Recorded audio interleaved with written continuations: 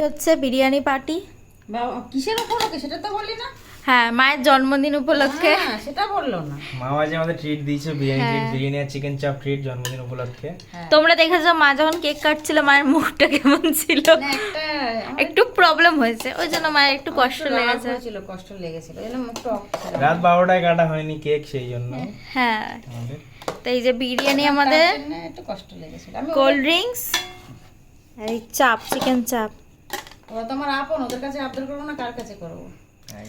তাই আমি অভিমান আমার আসলে একটু মাথার থেকে বেরিয়ে গেছিল সবারই মাঝরাতে, তখন ওই টাইমে, ওই জন্য আগে থাকতে প্ল্যান হয়নি, পরে হয়েছে, সব সারা দিনে হয়েছে কেক এইগুলো। তার জন্য এই যে আমার আমার তরফ থেকে এটা ওদের জন্য। না, তুমি বলতে পারবে না, আমার কিন্তু প্ল্যান ছিল, তুমি কিন্তু রাজি হও না অনেক কিছুতে। হ্যাঁ, আমি তো সব কিছুতে আমি রাজি। তুমি রাজি হও না, আমি কালে মাকে বলেছি, আমার একটু মাথা দিয়ে বেরিয়ে গেছিল, এরকম আমার হয় না। তাহলে আজকে আমাদের মেনু কি হয়েছে?